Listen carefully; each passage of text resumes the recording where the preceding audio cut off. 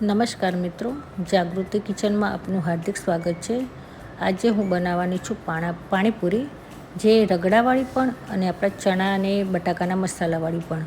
હવે પાણી બનાવવા માટે મેં ફુદીનાના પાન, ધાણા, લીલા ધાણા અને 8-10 લીલા મરચાં જે તીખાવે છે, અને સાથે 2-3 બરફના ટુકડા પણ લીધા છે કે જે આપણી ગ્રેવી બને છે ગ્રીન કલરની બને।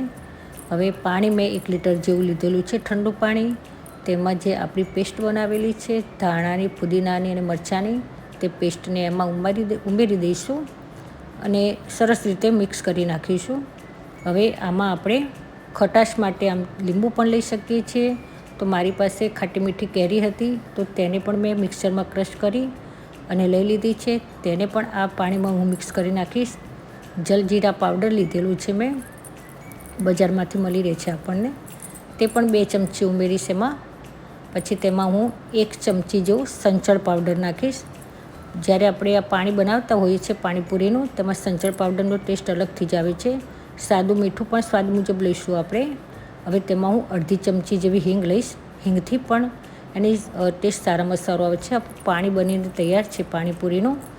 હવે હું બનાવીશ રગડો। તેના માટે મેં 200 ગ્રામ જેવા વ્હાઈટ વટાણા લીધેલા, તેને પલાળી દીધેલા 2 કલાક માટે। મિક્સરમાં મેં બાફી અને લઈ લીધા છે, અને 2-3 બટાકા જેવા બાફીને તેને પણ મેશ કરી દીધેલા। હવે તેનો વઘાર કરવાનો છે। 1 ચમચી તેલમાં મેં 1 ચમચી જીરું નાખી, અડધી ચમચી હળદર નાખી છે, અને જે મેશ કરેલા રગડાનું છે વટાણા અને બટાકાનું મિશ્રણ, તેને આપણે એડ કરી દઈશું। અડધી ચમચી આપણે એમાં ગરમ મસાલો ઉમેરીશું।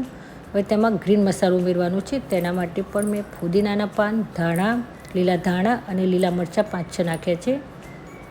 તેને ક્રશ કરી અને પછી 1 ચમચી જીરું એમાં ઉમેરીશ, તેને પણ ક્રશ કરી દઈશ। હવે તે જે રગડાનું બનાવેલું છે તેમાં હું પાણી મિશ્રણ કરી નાખીશ। જો સરસ મજાનું આપણું રગડું બનીને તૈયાર છે, એનો કલર પણ સરસ છે। એમાં લીંબુ ઉમેરીશું, તેનાથી ઓર મજા આવશે, ટેસ્ટ પણ સરસ લાગે છે। એમાં મેં થોડાક ધાણા પણ, લીલા ધાણા ઉમેરી દીધા છે। તેનો ટેસ્ટ, સુગંધી બધું સારું આવે છે। રગડો આપણો બની ગયો છે। હવે આપણે જે ચણાનો મસાલો કરવાનો છે, તે ચણા મેં બાફીને તૈયાર રાખેલા, બટાકા બાફી દીધેલા।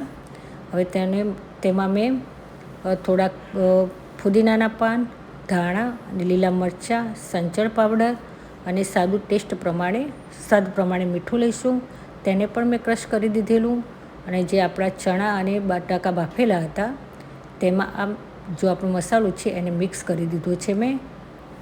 આપણો મસાલો પણ બનીને તૈયાર છે। હવે જો આપણી પાણીપુરી બનીને તૈયાર છે। ચણા બટાકાનો મસાલો, રગડો બનાવેલો છે, ખજૂર આંબલીની ચટણી છે અને ફુદીનાનું પાણી છે। તો મિત્રો, આ રીતે આપણે ખાઈશું તો સરસ મજાનો ટેસ્ટ આવે છે। અત્યારે ગરમીમાં બધાને ઘરે આ પ્રમાણે બનતું જ હોય છે।